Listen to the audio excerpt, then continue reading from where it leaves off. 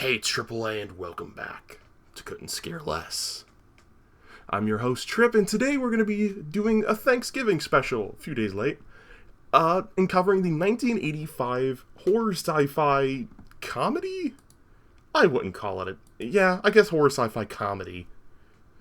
The Stuff. The Stuff is a horror movie about taking the phrase all you can eat and making it terrifying. And I love it. It's cheesy B-movie nobility. I think it's one of the best of that kind of subgenre of cheesy B-movies from the 80s. In that it's really good and genuinely unsettling at times. Originally it was going to be more of an all-and-out horror movie, but partway through production they kind of decided to have a little bit more fun with it, lean into the cheesiness of it, and I think that's a good thing to have done. Because I think if they tried to play it a little bit more straight-faced and done it as an all-and-out horror movie, both the comedy aspects obviously wouldn't really be there, and it's quite a funny movie, and I think the scares wouldn't be as, impactful, because there'd be more of them. The ones in here hit pretty hard, despite its low budget. But yes, the podcast is officially back. With the strike over, I have a whole lot more flexibility of movies and horror media I can cover. Of course, the strike ended right as I had finished a multi-part plan of strike-friendly content to release. So some of that is going to be coming out, mostly horror comics and YouTube videos. But I'm happy to be returning with this weird and wonderful horror film for the holiday. Around December, we're going to get a couple Christmas horror films, but it's not going to be all Christmas horror films. I happen to have a lot of favorites that fall into that weird subgenre, though a lot of them don't actually have Christmas as a central thing in them. Mostly I'm looking at Night of the Comet is a Christmas-adjacent horror film, I believe. Oh, I think that one happened at Christmas. And the big one, what's it called? This isn't part of my script, this is just stuff I thought of off the top of my head while I was thinking about what ones are coming. Dead End, that's the one. Thinking of what episodes are coming next. This movie has a good over-the-top vibe, but if you don't like, over-the-top schlock, both with its gore and scares and its humor, then this movie's not for you, and that's fine. It is a food-based creature feature, which in and of itself is kind of a strange thing to have, but it's more reminiscent of The Blob than things like Attack of the Killer Tomatoes, where it actually brings some real horror to the party, but while also having a unique, almost zombie tone for the second and third act, which I think plays into its strengths. Some stuff of this movie is dated not so great. We'll get into that when we get there. One specific character comes to mind. But I'm really glad to be here and making content again for the podcast as part of my reshuffling of things on both Twitch and YouTube to kind of give myself a little bit more slack to scale down the sheer quantity of content I'm trying to put up on the main YouTube channel and just focus a little bit more on having fun with it. Though, before we get too far into this, I do need to give you the trigger warning from this from Does the Dog Die? And I will warn you, one of the trigger warnings, a dog does die. It's not gross. It's not like a typical dog die death. We'll get to there when we get to there. But I do want to run through the trigger warnings real quick. Your trigger warnings from Does the Dog Die are as follows. There is the death of a dog. A minor is sexualized in mentioning, but all that occurs off-screen. Suicide is mentioned, specifically the concept of a mass suicide is mentioned. Domestic violence does occur in a single scene that's pretty blink and you'll miss it. There is gaslighting. Addiction is technically non-central to the plot, but is plot adjacent that it feels worth mentioning. There is technically no animal abuse on screen, but the way the dog has been treated could be considered off-screen abuse. We don't know the specifics. There are several instances of people struggling to breathe. There is technically a burying alive, but we don't ever get the perspective of that person being buried alive. They're kind of just smothered to death. There are head squashes, but they're lacking any brainy viscera. So if it's the viscera from the gore that you can't handle, you'll be able to handle it, because they're kind of hollow deaths, if that makes any sense. There are no particular instances of teeth damaging, pulling, breaking, anything like that, but the teeth of the stuffies do tend to look a little odd. There are no technical seizures occurring on screen, however, there are convulsions that are similar to, that could visually look like seizures. Torturing does happen off screen at the very end. There is eye mutilation in self-defense. It is not shown prolifically on screen. A teenager is killed off screen. Parents do die, but without any of the typical grief of like body discovery, or really even mourning for that matter. It's kind of again, a mostly off-screen matter. Vomiting technically occurs in the form of the stuff. There's not propaganda, but there is the main thing we'll be talking about in terms of stuff that hasn't aged well. There's some military stuff here that doesn't age very well. Very Red Scare stuff that's mentioned. We do have death by suicide, at least we think, from the information we are given. There is a claustrophobic, I would say 2 claustrophobic scenes. There is a little bit of shaky cam. There isn't hate speech in the traditional sense, though there is a racist comment made by one of the military characters. Though it does not fall into the typical hate speech category, as it's not a slur or anything like that, or it lacks aggression, but a word that's not technically offensive, the word colored, is used in a way that is subtextually meant to be offensive.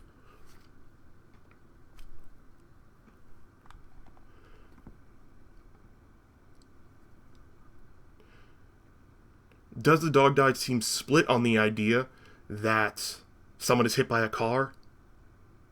It's actually kind of ambiguous whether or not they're hit by the car.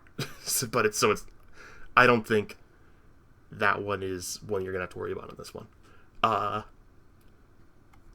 Whether or not it has a sad ending is very subjective. I actually disagree with Does the Dog Die on this one. I would say it has a sad ending if you think about it. If you don't think about it, it's not so sad.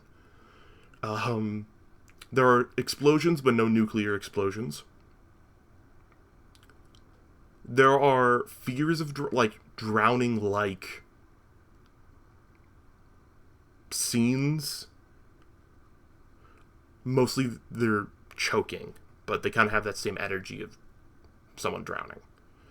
There's some blood and gore, and it's not your typical gore. There's one scene, I think only one scene with typical blood gore, and it's very minor. And it actually fits in with this last one from Does the Dog Die? It's actually a gunshot wound. And that concludes all of the trigger warnings from Does the Dog Die? Another, actually new segment, I guess, I'm adding here to the pod is, I want to go over some of the cast and creators of the movie we're going to be discussing today. Give credit where credit is due. So, on to some cast and crew highlights. This was written and directed by Larry Cohen, a pretty well-known B-movie horror director-writer. He has 88 writer credits on IMDB, produced another 20, directed another 21. Some ones you may have heard of. Cellular, Maniac Cop, hate that movie, won't be covering it. And Uncle Sam. This is what I would say is probably his most well-known movie. Though he has been nominated for 6 awards and has won 4 over the years. Specifically the Academy of Science Fiction, Fantasy, and Horror Films. The Azoria's Fantastic Film Festival, the Edgar Allan Poe Award, the Fantasia Film Festival, the Fangoria Chainsaw Awards. So yeah, this guy I think is pretty well known in the B-movie horror sector. He's not like a big name, but I'd if you know him, you know him, kind of thing. Some of the actors, though, we've got Michael Moriarty in here, who you may know as Executive Ben Stone from Law and Order, as well as Andrea Markovici, who is most well known for playing Florence Barrett in The Front, 1976 film that I've never seen, but I've heard of. Garrett Morris, who features as Chocolate Chip Charlie, a character who I'm not super sure ages great. I don't think he ages great. Is most well known for Saturday Night Live, starring in 99 episodes as himself, as well as appearing as Captain Cruiser in The Coneheads, and briefly appearing as a cab driver in Ant-Man. Thanks, IMDB. I would have never known that last one. We have Paul Sorvino, who plays the military colonel in this, sadly actually died last year. He has 176 film credits on his IMDb. I've heard of maybe 2 of these films, so I'm going to say the 2 other films I have heard of. His most well-known one being Paul Searcio in Goodfellas, as well as Henry Kissinger in Nixon. And then finally we have our kid actor, Scott Bloom, who plays Jason. Didn't really do a ton, and much more kid acting after this. When he grew up, he would go on to be an extra on Smoking Aces, and appearing in 6 episodes of Who's the Boss. Nothing too huge, unfortunately, on a lot of these people's careers, as is the nature with B-movies. And with our cast creator overview, as well as trigger warnings out of the way, let's get into the analysis of this film after I give you the overview. Screw it, I'm keeping it in. Let's get into it. Our movie begins in a place that looks quite a bit like The Old Thing. A snowy setting of some kind of research or factory station, it's hard to tell at this point. When an old man, who presumably is actually out here to pee, finds something white bubbling up from the snow, and for some reason, like a toddler, decides to stick his finger in it and eat a piece. But lucky for him, he finds it's delicious. Look, I've eaten lots of snow in my time, but if I see a white bubbling substance coming up from the ground through the snow, don't eat it. Especially like on we find out later this is a mining facility. Oh, gross. But it gets the narrative ball rolling very quickly, at least. Someone comes up to Harry, who is the person who was going to be using the bathroom, and decided to eat snow instead. And is confused about him eating snow. And the old man goes, "Nah, bro, try some." Not like those exact words, but that's literally the sentiment here. And we pan back to what looks like it's definitely just boiling shaving cream on the snow. The second man looks far more wary to try some, but does enjoy it nevertheless. And as Harry points out, well, he says a line here, but if you've seen that old man eating paint meme with the green paint around his mouth, that's exactly what Harry looks like, but palette swap it to white. Hey, if this stuff keeps coming out, maybe we could collect it and sell it to people. That's literally his line. As we cut very abruptly to somewhere else entirely, with a skull on a table and the sound of a boy saying ow. This boy is in bed, struggling to sleep from both the bugs from his open window, be careful of them mosquitoes, as well as heat burning him up, thus, the hot windows. The hot windows? Thus the open windows. Like, I feel that kid. I basically live with a fan in front of me these days since my heart got fricked up. Recording these podcast episodes sucks because I have to turn off my fan, which makes me overheat a lot more. So part of why there's lots of cuts, I try to make them nice and smooth. But sometimes I also just don't feel like redoing a take like I did earlier in the episode, just because it's the longer I have to go feeling uncomfortably warm and sweating. Anyways, why the frick does this family have a skull just on a table in their house? I don't know. Anyways, the kid leaves his room and decides to go for a nighttime snack as the credits pre-roll on screen.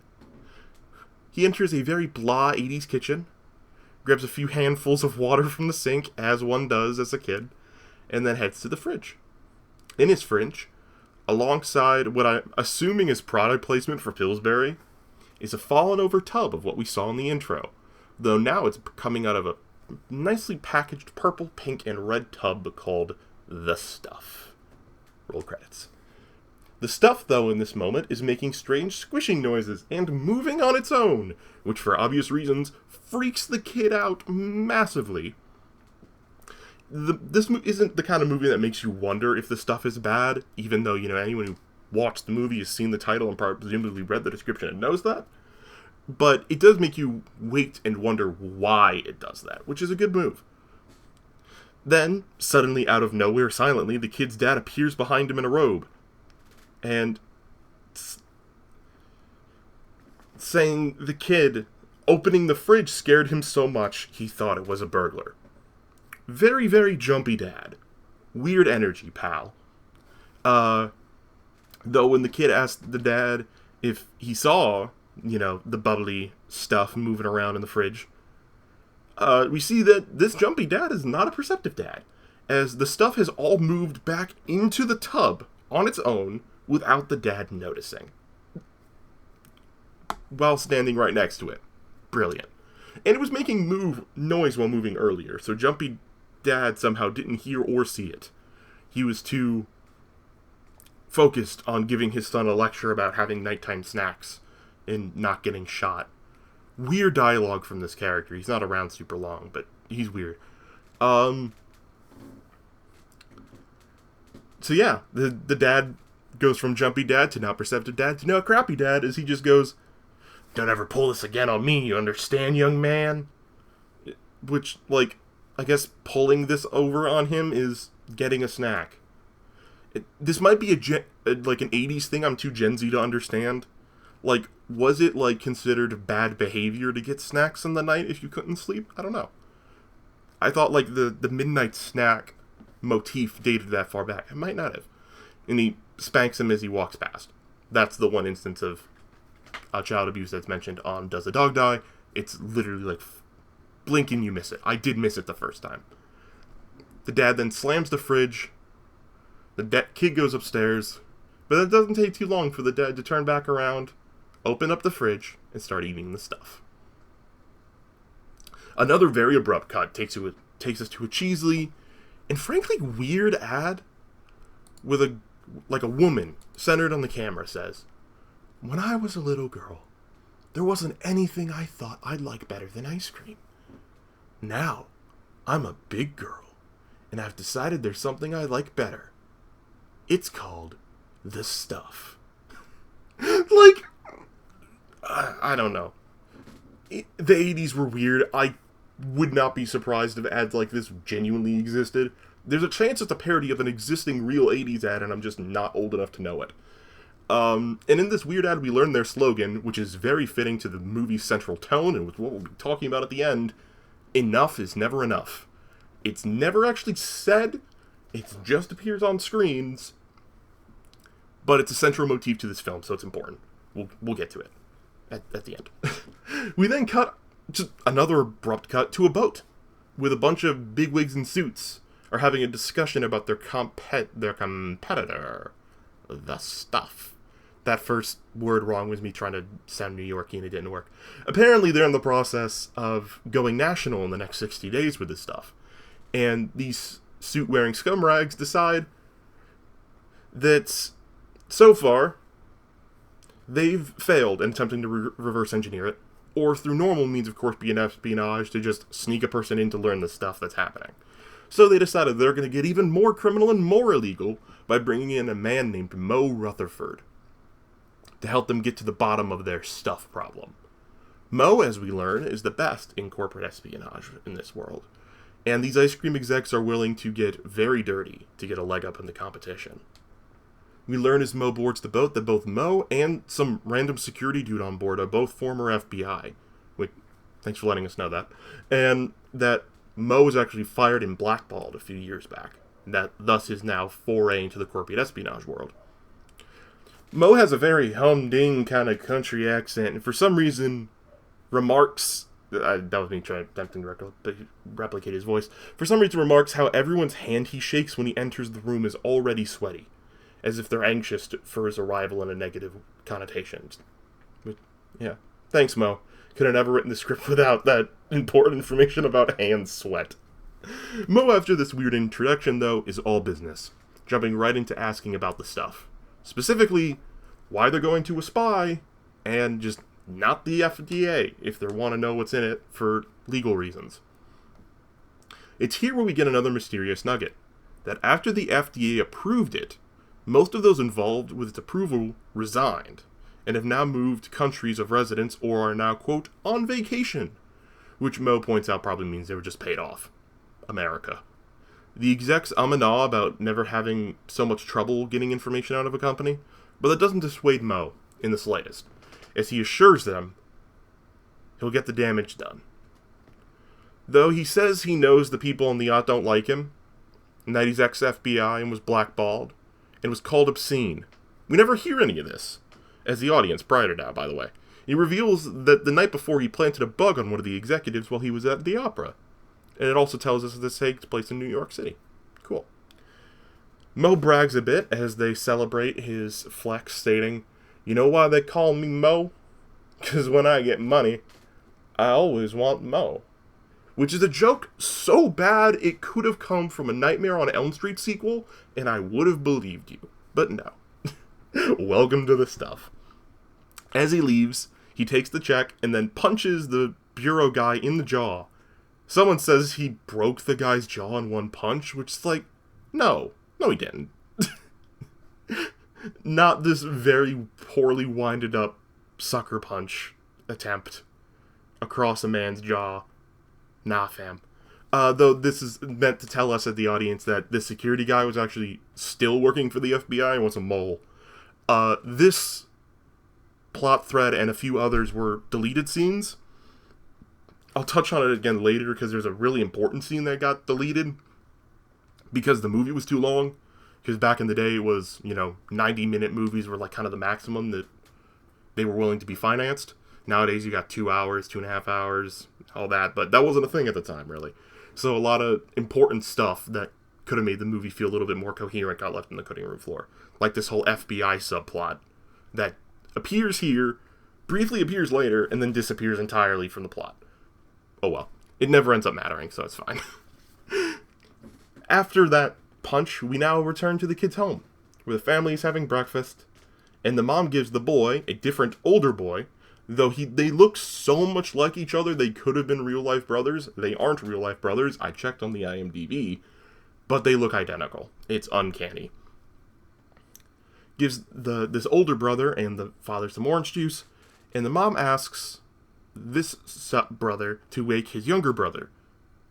The boy whines that he doesn't want his cereal to get soggy. The mom snaps at him for his laziness. What a lovely family. And the dad shares that he knows the kid was up late in the night, which is the cause of his exhaustion. We learn it's a school day, and the kid enters the room saying he doesn't want to eat anything. The mom starts making him some eggs anyways, and the older brother asks for some stuff now that he's finished breakfast, which the mom encourages, saying, "Sure, it's good for you." In not quite a creepy way, but in a way that, with the benefit of hindsight, is creepy when rewatching the scene. With just like kind of the hollowness in her voice that you don't really notice initially. The younger brother, having now seen that it moves and is gross, which we learned that was somehow at 4 a.m, which makes the dad's freak out even weirder, because one, who breaks in at 4 a.m? That's like the worst time to break into a house, don't ask me why I know. But two, like, these days people wake up like 4:30, 5 is not an abnormal time to wake up for work. I don't know, it's weird. If it had been like 2 a.m, I would have been more understanding. Anyways, I don't know why I care so much about the midnight snack portion. Maybe because I am a very frequent midnight snacker due to my weird way I sleep, my weird sleep schedule. Anyways, the younger brother tries to share his findings, that it's alive and it's moving, and they don't believe him. So he takes it upon himself to slap the container of stuff out of his mom's hand, spilling it all over the cupboard, and then runs off. We learn his name is Jason, for those who play the protagonist name game like I do. It only took 9 minutes to get there. Which, since this is both an A story and a B connected story, and we learned Mo's name pretty initially, props on giving us both of our central protagonists' names within the first 10 minutes of the film. Love that. he obviously gets yelled at for his outburst as his mom starts to clean up the mess.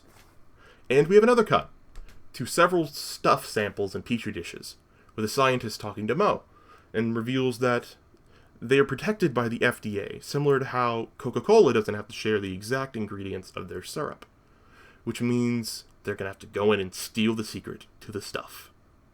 Finally, we get a smooth transition for once from this random lab scene to a stuff-sponsored ad runway, which is presumably for a commercial, but it's on, like, a model runway.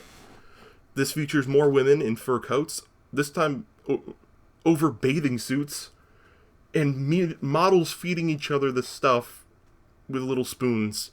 It's a very weird scene that somehow makes the movie feel more dated than it already is. Mo here is here somehow for this recording of the advertisement. That he just kind of forces his way into the room, talks to the lady behind the camera, gets everyone to take a break so he can talk to her because she's the producer. He gives her his card, telling us, the audience, his actual name is David, not Mo, which is confirmed to not be a lie later. So David Mo says he's offering a PR/promotional head job for a petroleum company. And his pitch gives us some of the backstory for this woman, as he's apparently done his research. Which, obviously, he would, he's a spy. As she apparently is the advertising head for the stuff, who even gave it its name. Which has led to her being very successful and being able to start an advertising agency of her own. Which Mo is offering to not hire her, but to buy her entire company and have her go from working for the stuff to having her work on his petroleum company full time. This offer clearly floors her. We also learn her name here is Miss Kendall. She's pretty important to this movie. And she has her assistant look into Mo. And she returns to the table. They head out to discuss business. There's discussion about meeting up at his hotel room, which we never see, but was also part of the cutting room floor. It also starts a romantic subplot between these two that continues throughout the film, but the scene where it's in isn't here. The scene where all of that happens and they hit it off and this fling develops isn't ever shown on screen. We only find out it happened later. And by later, I mean much later. Like 50 minutes in, we find out it's a thing. But apparently it was something that was supposed to happen like right after this. They also make a size jokes about their limo to kind of hammer home the sexual tension that they wanted from this scene, and I didn't think they did a great job doing it, but that's fine. I don't like sexual tension anyways. Which, if you've ever heard me talk about movies on stream, does not surprise you, I'm sure. We get another unsubtle cut that actually takes us to a grocery store, with the awful sound of a crying baby, with lots of shots of workers scanning tubs of stuff by the tens, but as the checkouts, as Jason just casually walking through the aisles, and then decides to start his little rampage by taking a tub of stuff right out of a kid's hand and throwing it on the ground before actually falling over a display. Not a stuffed display. He does that later. But here, as he's running away from this kid who he's just hoodwinked. I think that's an okay word to say, I just realized, but I'm not sure. I only know it from the movie Hoodwinked. Anyways, he actually falls over actual product here from the grocery store they shot at it, and just keeps running as if nothing's happened. And then we get a genuinely funny scene. Well, I guess more funny, because I laughed at him falling. I'm a sucker for kids falling on their faces. He somehow gets a hold of a broom and knocks over this huge pyramid display of stuffed tubs that the employees were assembling before somehow breaking the glass door of a freezer holding the stuff that he intends to start going at it, destroying with the mop as well, or the broom or whatever it is, before staff are able to grab him from behind and pin him down on the floor as he yells, "It'll kill you! It'll kill you all!" It's genuinely a really funny scene that kind of sets the tone of there is horror here, there's laughs here, they coexist. You gotta roll with it. It's kind of like Shaun of the Dead, where if you can't have your scares and your humor together, you're not gonna be able to really enjoy the movie. Though obviously, Shaun of the Dead is a much higher caliber than what we've got here, but I enjoy them both. Anyways, we are now back with Mo, as he's ringing the doorbell of a man who we learn is named Mr. Vickers. Mo is now pretending to be a magazine representative, here for a preliminary for an interview. He's approached by a beautiful dog. I don't know what breed the dog is. But we're told he's only a year old. He's fed very well. This dog's adorable. I love dogs. But Mr. Vickers tells Mo that his main job has been working for the FDA for almost 19 years. And his retirement is soon approaching. The end of the statement is cut off by this little good boy growling with like a little bork at the end. Vickers explains that he was part of the team that cleared the stuff before he even had a name. And since it's a dessert and not a medication, the FDA didn't really care. They didn't really examine it as thoroughly as one would a medication. And as Vickers is explaining the process, the very lax process, that they gave the stuff, his tone shifts to kind of convey genuine worry that the stuff might have brought harm. And he explains that, when it comes to things like food, it's not the same as medication. Typically, they can only really look out for things like bad allergic reactions and making sure the stuff in it's not innately toxic. Like, at least overtly toxic. Vickers explains that he loves the stuff, though, and that it was a pleasure for him to clear. But as long as things are good and safe to consume for the majority, the statement is actually partially cut off by the dog growling and running to Vickers while Mo starts to pet him, trying to get him to shush. We actually learn that they kind of both get distracted by the dog here. We learn that this growly doggo is named Ben, and he enjoys eating the stuff, though he's now barking even more and louder. But that Vickers worked admin at the time. And he's like, well, you know what, I can get a hold of one of the FDA chemists for you to meet with you, to give you more specifics, to run this down. We see Vickers here there's no maliciousness in Vickers. Vickers is an interesting character because he seems genuinely worried by what he's hearing from Mo. And he does seem to want to be doing the best he can to help. Mo reveals that the on vacation statement that was told to us earlier means they're dead. Meaning the team involved with chemically testing it was either bribed or murdered. Presumably forced to sign off and then murdered. Presumably, as we will learn later, by the stuffies who helped clear it. This troubles Vickers even more. And he reveals to us that Stater, Virginia is where all the testing was done. And Vickers offers him some non-confidential paperwork that he has left from the case. That won't get either of them in trouble, but it should help him run down the lead and find out if nefariousness was involved. Ben does some more scary Cujo-like barks. I've never actually seen Cujo now that I think about it. I should see that at some point. And when Mo starts to open a door to the kitchen, when Vickers is upstairs grabbing the paperwork, we see that the kitchen table is piled high with tubs of stuff. Even some spilling out of a grocery bag. Vickers comes down to give Mo the file folder and asks him to fax it back, and Mo agrees and leaves. Vickers tells Ben that it's treat time for both of them.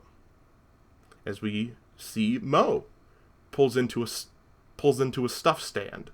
As we hear Stuff's theme song. Yes, it has its own theme song. It's like Halloween 3 all over again. That apparently the local stuff stand, which is kind of like an ice cream stand. It reminds me of a place we had in Ohio, actually. It looks very much like a place we had in Ohio. I know it wasn't shot there. Lots of movies are shot near where I grew up. I think part of why my interest in movies even happened. But anyways, it's basically an ice cream stand. We learned this is actually at 2:30 in the morning that people are still here. And right around 2:30 in the morning, we cut back to a very frantic Vickers on the ground with a very loud and barky Ben. Vickers just tries to call for help on the phone, only for Ben to unplug the phone from the wall. And the dog begins to attack him, as apparently they've run out of stuff. And the dog opens its mouth extra wide to show a gross, almost second tongue made of pure stuff protruding from its mouth, before Vickers is gorelessly killed off screen. Mo pulls up to a gas station in Stater, VA, which looks like a ghost town. But granted, that's kind of how a lot of towns here in Virginia look, I'll be honest. Though we do learn that it is a ghost town in this case, is basically everyone is either moving out or has already moved out. As Mo is talking to the gas station owner, very weird character by the way, he has hilarious dialogue though in his brief times he's here, like bragging about his bathroom's new towel. I love me some well-written 80s cheese. Their discussion's pretty brief. As Mo leaves his car in the hands of the gas station attendant, he sees a suspicious-looking car, and he's convinced he's been tailed. As Mo heads over to that car, the gas station owner books it, and Mo starts beating up a black guy, who jumps out doing some movie karate, and is apparently named Chocolate Chip Charlie. Charlie was actually mentioned briefly earlier in the film, offhandedly, as we learn that Chocolate Chip Charlie is not a company, like we thought it was, when it's mentioned that they bought up the Chocolate Chip Charlie distribution, but also a person. We learn that this happened because Charlie's stockholders, who were mostly family, voted him out of the board of directors to give way for the distribution of the stuff and only the stuff. Charlie is a very strange character. He likes martial arts. Definitely the movie's campiest character who is still enjoyable. He's campy, enjoyable. He's not... I don't think he's particularly portrayed racially insensitive. At least that's not the vibe I got. But he's weird. He's very weird. I don't think it's necessarily bad weird, though. Which is good. I can't say the same for the Colonel we'll meet later in the film. Thankfully, the Colonel's not in it very much. Mo and Charlie then decide to go do this together and go to the post office, as apparently Charlie's brother disappeared and left this ghost town as his only forwarding address. In the office, they find, in the post office that is, not just a random person's office, they find that everyone has moved to Midland, Georgia. Which, follow me. So, we started this film in New York, where the stuff is being distributed, and where the kid presumably lives, based on the information we're given. We then went to wherever the FDA guy lived. Don't know where that is. We then went to Virginia, and now the group is going to Midland, Georgia. This movie goes all across the map, and I'm starting to kind of see why they had issues with its runtime. It feels kind of like a very crappy D&D adventure, just going across the continent in search of this evil foodstuffs monster. I might have to use that for the D&D campaign I'm working on, actually. Anyways, the post worker says some really weird stuff like, "Leave us alone," and makes a weird groaning noise before running off to the back room suddenly. We get some genuine horror here, while Mo and Charlie are actually discussing kidnapping this man to get information out of him. We see that the man is on the floor, mouth agape, with huge amounts of the stuff pouring out of his body through it, and going to the window to try and break out of the glass and escape capture. They break down the door when they hear the commotion, and they find Postman with his mouth way too far open, with some upper mouth damage, and his mouth just looks like this void. There's like nothing behind the teeth and mouth. No visible throat, it's just blackness, and his jaw is just agape. It's a really good Really good effect. Showing that he wasn't really a person so much as just a stuff puppet. We will learn to call these things stuffies. Human shells piloted by the stuff. Which we'll get into what the stuff is later, because we're not super sure. I've got some theories, though. Mo and Charlie then go to chase the stuff, for some reason. With Charlie saying his lethal hand weapons are going to protect them. Only to find that they're actually being chased themselves by people with farming tools. They beat up these people. We get some more horror, as these stuffies seem to lack durability, as we see a punch break a man's neck with white stuff spurting out of the wound. They bleed stuff, not blood. And another man's face literally falls apart from a punch, where we get an exposed partial skull bifurcation of the nose and throat as it falls to the ground and starts seizing to death, spurting out some stuff. It looks like a partially ripped up Muppet, but it's a really good effect. It looks unsettling. To kind of hammer home, these things are creepy. I think they did a great job with this little action scene. For some reason, though, they escape via a conveniently placed rowboat. And then, by the way, the post office guy gets restuffed quickly after that. And then they're at a diner, which we presume is somewhere else in Virginia, where they ask loudly about the stuff, this time to see if the coast is clear, only to learn that this diner hasn't been able to get any of it in stock. This relaxes them, and so they talk business. Mo suggests that Charlie and him, as Mo asks Charlie to see... I wrote this sentence weirdly. I'm going to rephrase it. Mo suggests that Charlie and him split up, asking Mo to seek out a Frank Herbert from the FBI to give him the lowdown of what happened. So they split up. Originally, we were going to see that C plot. We don't. So instead of, this would have been a 3-plot movie. It would have been Charlie, Mo, Jason. Mo and Jason are about to meet up, so then it would have been Mo, Jason, and then Charlie, until Charlie and them meet up near the end. So instead of that, we have just an A plot and a B plot, which eventually coalesce about halfway through. Mo gets a ride with a trucker at the diner, and before we cut away, the diner worker who was saying they were out of stuff walks to the freezer room, only to open up the door to see that it's floor to ceiling with stuff containers, almost like arranged like a shrine. We then cut to Mo walking down the street, presumably after his ride down I-105, and during his walk down the street, is seen by a stuff vendor, who pulls out a walkie-talkie to signal a stuffed truck to try and run him down in the street. Showing us a terrifying thing about the stuffies that was inferenced earlier but is now confirmed, that the stuff shares a hive mind across all of it,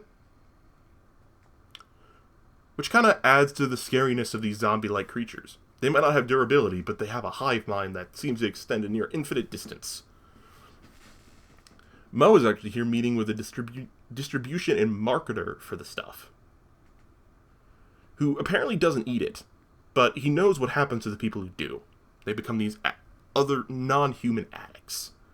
And this distribution guy's company also happens to own the mining company in Midland, Georgia. So the CEO bigwig knows that Mo is being paid by the ice cream company. And he's clearly approaching the end of his investigation. And decides to offer him a bribe to instead stop working for the ice cream people and to instead have a job helping protect the stuff from other people who look into its weirdness. We then see Mo does not take up on this offer and meets with Miss Kendall again and reveals to her the truth of the stuff, and that he needs Nicole Kendall as part of his plan to go to Midland to see it through and bring an end to the stuff. And they start kissing. She calls him babe again, This was supposed to make more sense in the actual director's cut, which I couldn't find anywhere, where these deleted scenes still exist. Because the company, the distributor for the movie, cut it down. I could not find a director's cut. I'm not sure if there's a director's cut that has all the undeleted scenes in it, but those scenes do exist. I was able to find 2 of them. This hotel scene, as well as part of a scene with Charlie doing the FBI stuff, but it was like a crappy like handheld recording of it. But the hotel scene was like properly filmed and stuff. It's a weird situation, honestly. Anyways, time is weird in this movie. It's really hard to tell how long anything's been happening, because somehow that same day, Mo plans to leave for Midland is still somehow the day after Jason vandalized the supermarket, because it's in the next day's paper in New York, which means the Mo segment probably started in the past a couple days, unless he has somehow gone from one place to the other incredibly quickly, which is possible as we do see him using a private jet. So it's possible he was just private jetting around and being very quick about it, which then brings into question, how could he have had the whole night with Miss Kendall? Time is not really well respected in this movie. It's a horror sci-fi, so I'm not really super surprised. Other than the Nicole stuff, the timeline works, I guess. Because if he didn't spend that whole night with her, then he could have presumably done an overnight flight to do those 2 other check-ins with the FDA guy, who might have been in New York, so he could have done the FDA guy in the first day. Spent the night with Miss Kendall, then done the flight to Virginia, and then flew back to New York again that evening, where he would get... Well, no, because he drove back. This is none of this is in the script, by the way. This is just me figuring this out as I'm reading it. Reading my script back. So he goes from New York, meets Kendall in New York. They presumably have a fling. Somehow, all in that same day, he makes it to the FDA guy's office. He then goes from there to Virginia. Hitches a ride at a diner, I guess maybe at lunchtime? Maybe breakfast. I don't know. I think it was around lunchtime though, judging on the clock. He then goes down the 105 to New York, where he is then almost killed by Stuffies in a truck, where he then meets with the distributor / weird CEO person to back off the ice cream case, which he then leaves to meet with Nicole at the lab, which is presumably in New York as well, where he learns about the kid from the newspaper. So this man hasn't slept in 2 days. Probably. Or he presumably slept with Miss Kendall, but not like that. Anyways, time doesn't matter. It's an illusion. It's a flat circle. It's wibbly wobbly, timey wimey stuff. We now cut to Jason, who's watching a basketball themed stuff commercial and bouncing a ball off the wall, as the ABC News states that there have been widespread missing persons cases in the area, including whole families just up and disappearing. I wonder why. As Jason leaves the constraints of his grounded room, a video game can be heard on the TV, as he looks to see that the table has been set for dinner, but all the food is in the trash can, next to a big old trash bag of empty, crushed stuff tubs. Jason enters the living room to see his whole family eating stuff for dinner. Jason's dad explains that it's okay, you're right. The stuff isn't unlike yogurt or bread. It has living things inside. No longer hiding that the stuff's alive. It encourages his son to eat some of it, as it kills the bad things inside us. Which, as we know, it kills the people part of you if you eat too much of it, hollowing you out to be a stuff puppet, or a stuffy. Jason runs out of the room. The dad has the older brother run after him and grab him, and pull him back into the house, to try and convert him into a stuffy. Though they don't really force feed it to him. They instead send him upstairs with a tub of stuff, saying that he can't come down and be part of the family again until he's eaten it. Jason spends his time wisely and thinks fast, going into the bathroom, flushing it down the toilet, which, funnily enough, it resists being flushed down the toilet, which I think is a funny little visual, and then fills up his tub with shaving cream instead. Jason comes downstairs, eating the fake stuff, and we learn an interesting thing about the Stuffies. They don't sleep anymore. They don't feel tired. They just feel hunger for stuff, and the urge to spread it, to get everyone around them involved in this nice little hive mind. Jason uses his shaving cream ruse to run out of the house. The family taste it and run after him, learning that he's been eating shaving cream. Mo, Deus Ex Machina, swings by to shave the day. Ba-doom-ching! And Jason jumps into the backseat of the car and almost immediately throws up. We get a hilarious dialogue between the two as Jason explains that he just had to eat a whole bunch of shaving cream. Which Mo, for some goddamn reason, responds with, "Oh, it's alright. Everyone has to eat shaving cream once in a while." I love this movie. Mo then drives them to the plane, with Nicole waiting for the trip to Georgia. Mo decides to call the kid an ex-con, thoroughly confusing confusing Nicole with the kid's presence, as well as his general nonchalantness for bringing an elementary school kid to help cooperate with corporate espionage. Brilliant. As their plane lands, we see that they're already being watched by the Stuffies.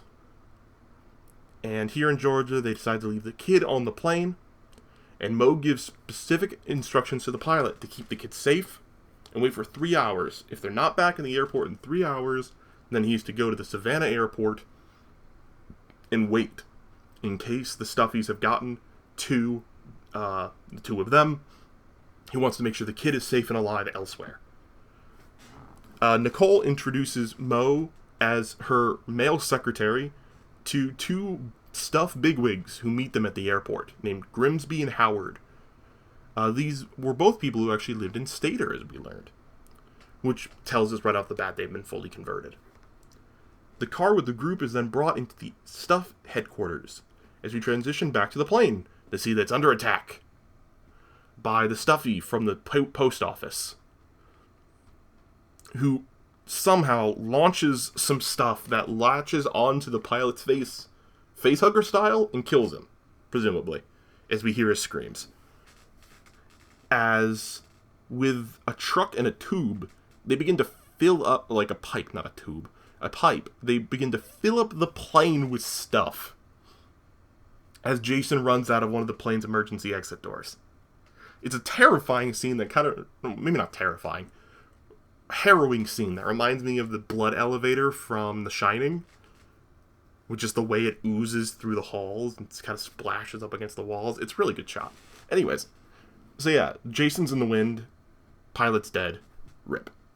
Mo and Nicole are blissfully unaware as they are now taking a tour of the facility, as we see Jason is running through the woods, where he finds a cave, which he goes into for some reason, which never ends up mattering. Mo is taking pictures as Nicole talks about wanting to shoot a commercial in the factory, but is warned against it as the mixing room area is a closely guarded secret and they don't want cameras anywhere near there, even for a commercial.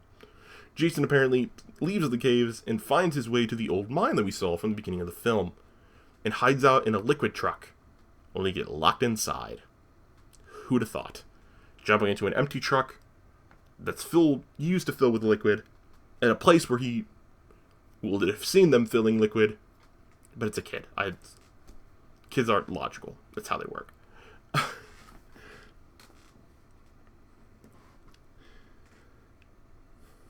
So, we then cut away from Jason and his locked in a truck fate, back to Mo and Nicole.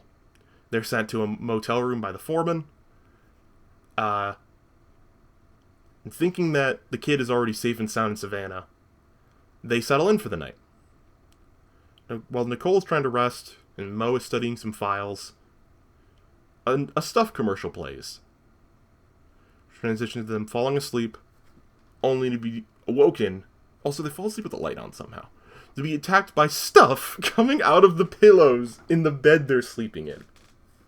Nicole thinks fast and burns the stuff with a match using the oil from one of the lights. which only works briefly until a Stuffy breaks into the room and gets caught up in a huge explosion of stuff coming up out of the bed and, like, kind of lifting him up the wall. And, again, almost reminiscent of Nightmare on Elm Street. The scene of, like, the girl being dragged up on the ceiling. Except he's being pulled up the wall by a stuff fountain. It's a really good scene. It's harrowing, gross, but a nice horror sequence, as it's filled with screams as the stuffy person burns in the fiery stuff fountain that goes up the wall from exploding out of the bed. Sentences I never thought I would say. The duo then hotwire a car and follow the stuff trucks. One of which we know has Jason still locked inside, as the movie reminds us. The trucks arrive at where our movie began, the mining facility here in Midland, Georgia, where the stuff was bubbling up out of the ground. The shot here overlooking the stuff spring is really cool. We get little stuff bubbles and divots moving around like a pond teeming with life. Mo quickly disguises as a staff worker and plants C4 along the adjacent mountain. A Stuffy finds Mo, but is knocked out in a single punch without losing cover, like it's like mission in Hitman. Though just as things are going smoothly, the movie reminds us Jason is in one of these trucks, and his truck number comes up and begins to be filled with stuff. Jason starts yelling at the stuff, which leads to Mo blowing his cover to save the kid, as well as blowing up the mine station. The refinery, I guess? No, that's for oil. I guess the mine. He blows up the mine, sure, and steals the truck that has Jason inside. Nicole gets attacked by the post office Stuffy again, who she then stabs in the eye with her nail, before Mo runs him over with the truck, breaking his body in half. The reason I was unsure if a person gets hit by a car is, by the way this is shot, he's never actually hit by the car. It cuts weirdly and he's just kind of under the wheel of the truck and being crushed. It's a weird shot. But it's a good shot. Mo pulls Jason out of the truck, and their daring escape is interrupted by a cop, who Jason immediately starts sassing despite having a gun pointed at him. Like, this cop is full ACAB. Like, he pulls a gun immediately, almost. And he's just pointing it at this kid's face, and he's just getting sassed by a literal elementary school kid. I love it. Oh, to have Jason's energy and confidence. Good God. Mo, figuring the officer as a Stuffy, points out that, stuff is leaking out of the back of the truck. And they convince him to go eat some stuff off the ground, and then they knock him out and escape. I don't know if they knock him out, because I don't know if these things can be unconscious, but they beat the crap out of him, jump him, and ditch before he's able to get up. They decide to go to a larger city, because that would be harder for the stuff to take over, which is smart. Part of why I like the stuff as a monster, despite it being like a zombie-adjacent situation. Similar end of the similar end of the world kind of things, but a lot of the strategies are the opposite. Because with zombies, you want less people, less possible chance of infection. With the Stuffies, kind of like the body snatchers, you want more people. Because these aren't as good at blending in as body snatchers are. Or most, imposter-y kind of things. They are more like zombies. They're not great at blending in. So the more people you have, the harder it is to be overwhelmed by the Stuffies. But the more people who can possibly be infected by the Stuffies. Which is why they need to let people know about the stuff so they aren't getting inadvertently infected. Instead of the Stuffies have to kind of act more like traditional zombies that actually infect people. Or kill them and take over the world that way. Instead of just long gaming it through the world until everyone's eaten the stuff and dies. So, great plan. But instead of actually doing that, they instead pull up outside a castle. Which I'm sure this is another thing, like, they probably went to Savannah, something happened, and they left. Which made them think they needed bigger guns. Which is true. They pull up outside a castle, which Mo happens to know the owner of, though the owner doesn't know him. This whole castle thing is weird. I'm just going to roll with it. It's an 80s B movie. There's clearly, again, cutting room floor piece missing here. What happened to Savannah? We don't know. It's possible that even though the distribution, they're going nationwide with distribution, they haven't yet, but presumably there are now 3 pockets of infection: New York, Virginia, and now Georgia, based on Midland being the original source of it. And then have a big factory in Georgia. It would be logical for them to start spreading around there. So those are probably the 3 hotspots. Ironically, 3 of the biggest hotspots as well for infections, if you were to try and start a zombie apocalypse. If you've seen that YouTube video, you've seen that YouTube video, and you know. I won't remember to link in the description, though, because we're like, what, almost an hour? We're an hour into the script. There's no way I remembered to put a link to the video I'm referencing. This castle thing's weird. We learned that this castle that is quickly leads to the car being surrounded by a soldier with guns, is owned by a Colonel Spears. When Mo was in the FBI, he wiretapped this colonel and learned that he was having an affair with a 17-year-old girl. Gross. This is the character I hate and I've been complaining about. The colonel threatens to kill Mo on the spot, but Mo, ever the con man, uses the colonel's lingering fear of the communists. Yes. By playing on the riff that the stuff is messing with people's minds, which is true. And convinces the colonel to go after the stuff to save America like he wanted to save America from communism. Brilliant. Yeah. The colonel is like Charlie, where it's a very weird character who reeks strongly of 80s B-movie stuff. But he's awful. He sucks. He's also immediately a creep to Nicole. I could have done without this character entirely. But it exists here because of the writing out of the FBI subplot. Because there's no government to come help them because that whole part of the film's gone. it cutting room floored. So this is how they have the muscle instead. Let's just move past the yuck and get into this movie's final act, shall we? The stolen truck then gets driven in by one of the soldiers who we saw dressed at the castle, who's now dressed as a trucker. He wants money, though, from the gate worker in exchange for the truck that he found, which leads to the stuffy gate worker shooting him in the face with a pistol. The colonel then jumps in from off-screen to shoot the stuffy with an entire clip of an assault rifle. As the stuffy falls over bleeding white, the colonel remarks, "I kinda like the sight of blood, but this is disgusting," as the man's yellow suit is covered with white stuffy blood, as his wounds spurt as he twitches and slowly dies. With that, the army raids in to the factory with Tommy guns and M16 as triumphant patriotic music plays. An intercom tells the workers not to resist and to follow the agreed upon course of action. Ominous. We get a genuinely funny moment here, where the colonel brags about America having never lost a war, which Jason, ever the Sassmaster, immediately goes, "What about Nam?" We see the colonel drop his head in shame and say, "We lost that war at home, sonny."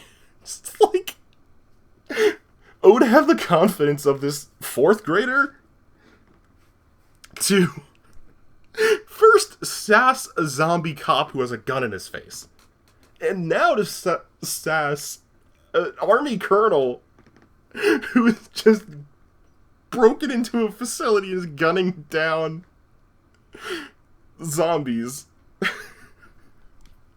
because of the Vietnam War.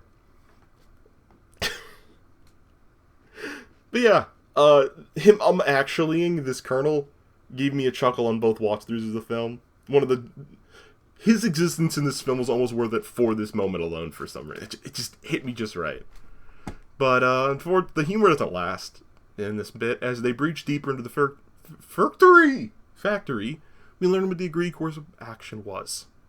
A mass suicide. The colonel says it's standard KGB procedure. And he double taps a worker in the head with his rifle butt to ensure the worker is dead, when his head explodes like a balloon and flops open, showing that all of these people were, again, more stuffies, just empty puppets for the stuff to work through. The fact that the stuff hollows out the people, quite literally hollows them out, I think is part of what makes this movie truly horror. Despite it having, lacking your typical scariness, not a lot of blood and guts to go around. Something about the amorphous blob of sentient stuff emptying out the flesh and blood and organs and bones of these people to make them zombie puppet things. Plus these close-up kills showing their inhuman nature leads to some genuine unsettlingness throughout the film. We do get a close-up on some of the faces of these dead, who are indeed kind of a little horrifying with slightly distorted faces, telling us, the audience, that the stuff has actually come out of these people already. Nicole wants to leave and get some fresh air, only to have to retreat back to where they were, as the stuff that has left the worker is slopping around through the facility, like the blob, and starts to break out of the walls and silos to attack the soldiers. They can't really do a lot to the big old liquid stuff, so they just decided to leave and fly to Atlanta, where the Colonel owns radio stations to broadcast the warning to people. The in-flight convo is short but kind of hilarious, and I can't really do it justice by just repeating the jokes here. One thing I can do justice, though, is the hilarity that as the plane touches down at the airport, soldiers pour out of several more planes that we couldn't see before, like clowns coming out of clown cars, as they pour into taxis, drive into downtown Atlanta, jump out of the taxis in Atlanta, making all the people think war is going on. I mean, it kind of was. Jumping out with their guns, all yelling and woo-hoorahing as people are running scared. But don't worry, the Colonel gets everyone in a little huddle and is like, "Men, make sure to tip all the drivers 10% and get a cash receipt." God, I love this movie's very weird sense of humor. They then go into the radio station and are calling and paying other radio stations to transmit the message they're about to air, while Nicole is typing up the script. Which most suggests that she needs to change, because the way she's currently written it kind of ruins her career. And she says, well, maybe he could support her for a little while, and they kiss. Which, on this rewatch, I didn't remember there being this romantic subplot. It really doesn't need to be here. It's weird and feels very forced when that whole scene that led up to it's missing. But one thing I am glad to have back is Charlie. Charlie's back. From his removed FBI subplot. He pushes back some of the soldiers to come into the radio station broadcast. The Colonel says something racist because he assumes he's a commie. For some reason, as... It's weird. Even in the moment, even in the time, it was a weird statement. He says he doesn't want the colored person on the air, saying if he says any part of the Communist Manifesto, he'll shoot him. Yikes. Borderline hate speech and threats of violence. Love it. That was obviously sarcasm. I hate it. They cut apart a cord. Oh, no, I skipped a line. Charlie goes to a room with Nicole to tell her about, what's happening with the FBI, only to reveal that he's actually been infected by the stuff. In a truly horrifying scene, we see his skull distort and break apart, and just kind of lurch out to attack Nicole and Jason with the stuff in a recording room that Jason was kind of stashed in, I guess. Or maybe Nicole brought Jason in, and because Jason is short, I couldn't actually see her in the shot. I'm not sure. They then cut apart one of the cords in the room with a gun to electrify the stuff and set it on fire. The fire and electricity effects aren't great, but the practical skull cracking apart to, lurch out this blast of stuff looks very Alien or Thing-like, and is great. I love it. Amazing practical effects in this film. The group's still shaken. They then go on air to warn the people to burn the stuff and get those affected to the hospitals. As we get a denouement of Nicole saying all of this on a TV in the future. We see that people go out, all out, on bringing down the stuff. Literally bombing places that were distributing it, as we see some kind of improvised bomb go off, blowing up the stuff stand from earlier. Learning that thousands died from the stuffy outbreak. Mo meets the distributor from earlier in the film to, I guess, bring him in to justice or whatever to arrest him, only for a twist that the ice cream executives are working with what's left of the Stuff Company to release a Stuff ice cream hybrid to try and take advantage of its addictive qualities without creating an army of zombies. Mo reveals that he brought someone along too, and it's Jason, with a gun and a box of stuff. And Mo and Jason decide to kill these two men by force-feeding them stuff. By force-feeding them stuff while Mo remarks, "Are you eating it, or is it eating you?" The police arrive to arrest these two men, or what will be left of them. Is a scene attempting to set up a possible sequel shows us that stuff smugglers exist, Stuffies still exist, and they're still hungry. Still spreading the stuff, though more slowly, discreetly, of hopes of getting a chance to take over the world again. And that has been my summary of the 1985 film The Stuff. The Stuff is a zombie-adjacent, thing-like horror film that's basically a food creature feature. The idea being, you are what you eat. And when you eat the stuff, you become the stuff. And you spread the stuff. And you become the stuff, literally, as it fills up your body with itself. Literally stuffing you like a turkey at Thanksgiving. It's horrifying, silly, cheesy 80s schlock, and it's great. Highly recommended. It's currently free to watch on Tubi. I hope you enjoyed this. I sure did. And I'll see you next time with Autopsy of Jane Doe.